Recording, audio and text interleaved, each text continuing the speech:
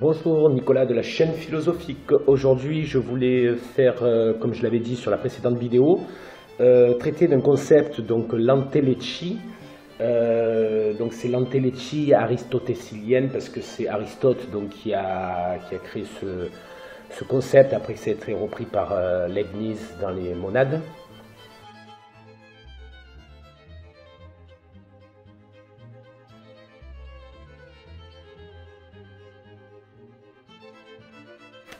Alors, Aristote, donc c'est un philosophe du IVe siècle avant notre ère. Donc, je ne vais pas vous le présenter, je vous le présenterai sur notre vidéo. J'ai déjà fait Platon.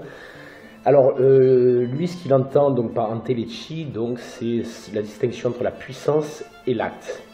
La puissance dessine donc le potentiel, le virtuel, l'inachevé. Quant à l'action, elle désigne l'effectif, le réalisé, l'atteint. Donc là, c'est pour faire simple. Je vais rentrer un peu plus à profondeur.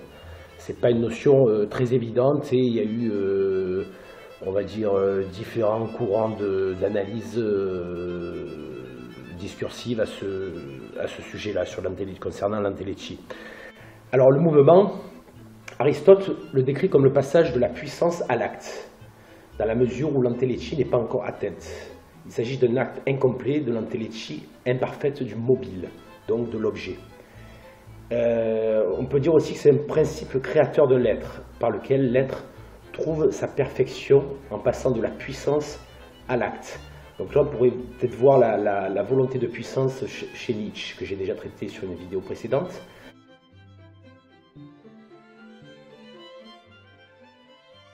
Alors, littéralement, entéléchie signifie le fait de se tenir dans ses limites, ou action de conserver ce qu'on possède. Donc là, on pourrait parler aussi, pour faire référence à Friedrich Nietzsche, à l'éternel retour.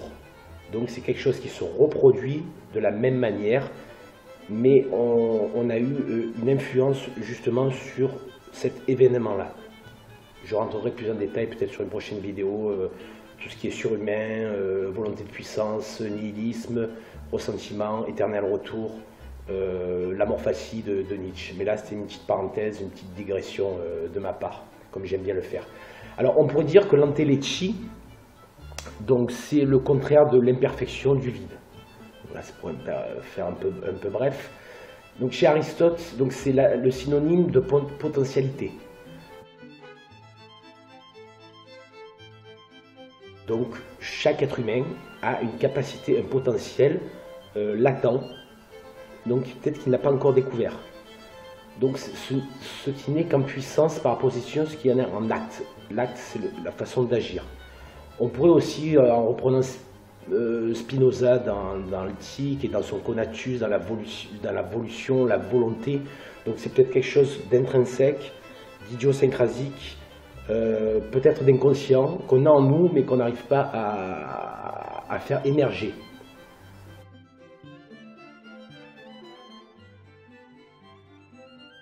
Donc l'acte va permettre de potentialiser, d'optimiser, donc pour arriver à un paroxysme ou à un acmé, pour utiliser un terme philosophique, pour arriver au firmament.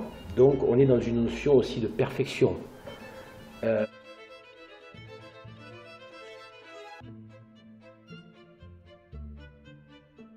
vais y revenir un peu plus tard. Donc c'est aussi quelque chose qui est en latence, en dormance. Voilà, là j'ai pris l'exemple de Spinoza. Donc Aristote, lui par exemple, pour imager, métaphoriser tout ça, il prend l'exemple de la statue. Elle est en puissance contenue dans la pierre ou l'airain. L'airain c'est le bronze, on appelait ça le bronze à l'époque, c'était quelque chose de riche. Et c'est le sculpteur qui l'actualise. Donc on a la matière et l'artisan, ou l'artiste.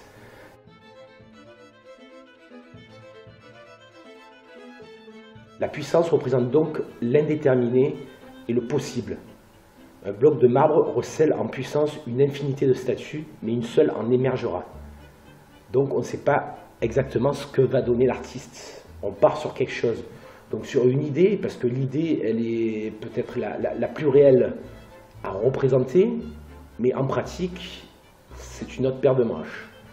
L'acte est donc la réalisation, comme je l'ai dit. C'est ce qui donne forme au monde ou à ses parts, l'œuvre pénètre et transforme la matière. Alors là, j'ai parlé de puissance d'action, et l'antelechie, donc c'est l'état de ce qui est porté à complétion, la complétude, l'achevé.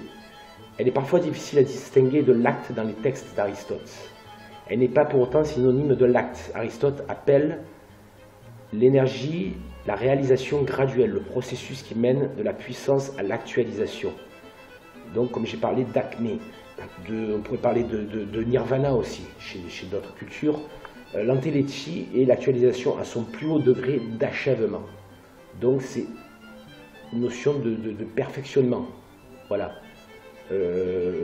Pour reprendre une phrase de Spinoza, l'homme se complète à lui-même, c'est lui qui arrive à réaliser, donc là je fais une paraphrase, dans sa propre réalisation. Donc il n'y a que lui seul, de manière personnelle, qui arrive à construire quelque chose, à développer quelque chose. Il persévère dans son être entier, dans la totalité, et de par ce qui l'entoure, qui l'aide. Donc il y a une interaction. La puissance est aussi l'idée, le logos, qui attend qu'on la réalise, qu'on la matérialise sous une forme eidos. Donc eidos, c'est l'image, c'est la forme.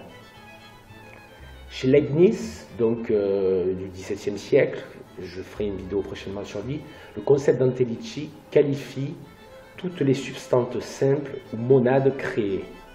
Donc ça c'est écrit dans ces monades. Monades ça veut dire seules, en tant qu'elles sont la source de leurs actions internes et qu'elles se suffisent à elles-mêmes. Donc lui il parle plus d'essence, de substance, contrairement à Aristote. Donc j'ai parlé de notion d'acmé. D'acmé c'est le point culminant, de complétion, de complétude, de perfection, de réalisation, d'optimisation. C'est peut-être finalement tout ce qu'on recherche. Si je fais un parallèle avec le bonheur, peut-être qu'on est dans une forme d'antelechie, à chercher à tout prix le bonheur et à ne jamais réussir à le maintenir. Et l'antelechie, c'est peut-être le maintenir de manière indéfinie et de manière constante. Donc c'est aussi l'expérience. Là, on revient dans une notion d'empirisme. Le travail empirique, donc l'expérience, nous permet de mieux nous comprendre et de savoir ce qui va marcher, ce qui ne va pas marcher et ce qu'on peut optimiser. C'est en se connaissant, en faisant de l'expérience avec notre partie innée, notre intellection, notre intuition.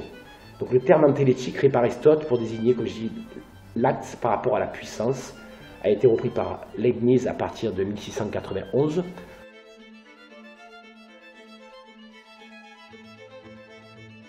Autour de l'avènement de la dynamique pour s'appliquer à la substance. Parce que c'est vrai que Leibniz était un scientifique, il a créé le système binaire, il a créé beaucoup de choses. Chez Aristote, par distinction avec l'énergie, l'antelechie se réfère à une actualité statique.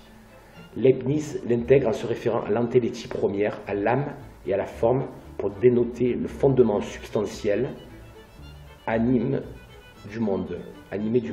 Donc là, c'est de la substance. Et cette seule association approximative dénature Aristote et tronque les raisons de l'emprunt. Leibniz se fonde aussi sur la perfection et peut-être aussi sur la finalité de l'antelechie. Aristote, quand on le lit, quand on essaie de le comprendre, il n'y a pas forcément de finalité, on n'arrive pas forcément à cette antelechie. Leibniz pense qu'il y a une finalité, qu'il y a un télos. Ainsi s'explique la réalité et la réalisation de l'acte substantiel.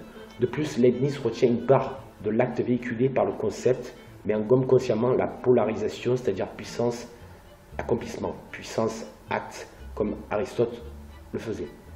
Donc il y a deux emplois leibniziens du concept d'antelechie, se découpant ainsi. L'un large désigne l'ensemble de la substance animée et l'autre, plus technique, ne regroupe plus que la force active primitive, intrinsèque, idiosyncrasique.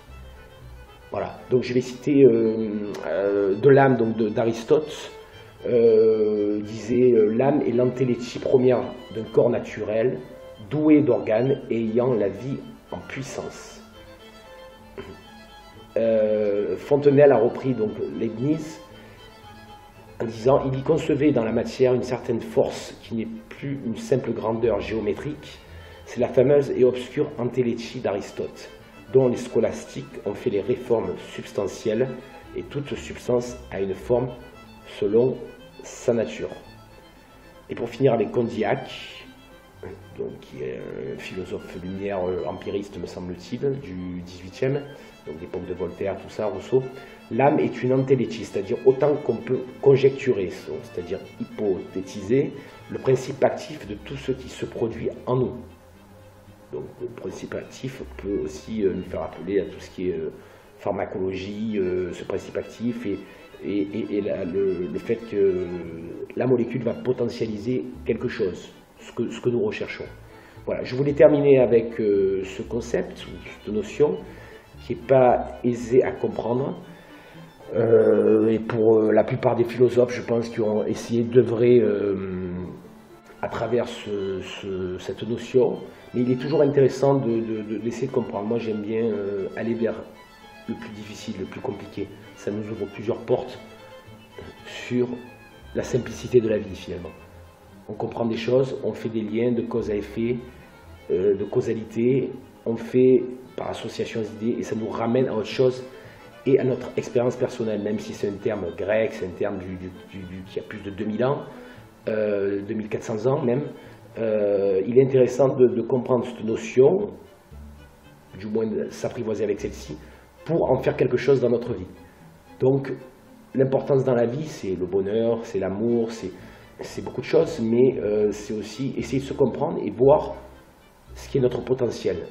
Ce qui n'est pas potentiel peut devenir potentiel. Voilà. Je finis avec une pensée plutôt optimiste. Je pense qu'il faut rester optimiste à l'heure actuelle et voir aussi le tragique quand il y a du tragique. Voilà. Ne pas être dans le déni, dans la dénégation. Donc là, je fais une petite digression de ma part. La prochaine vidéo, je pense, ça sera sur un auteur, alors peut-être un courant de pensée, comme j'avais dit, le structuralisme ou quoi. Mais un auteur, ça sera la surprise, peut-être un auteur plus littéraire, romancier, je vous laisse deviner. Voilà, je vous dis à très bientôt sur la chaîne philosophique, c'était Nicolas. Merci, au revoir.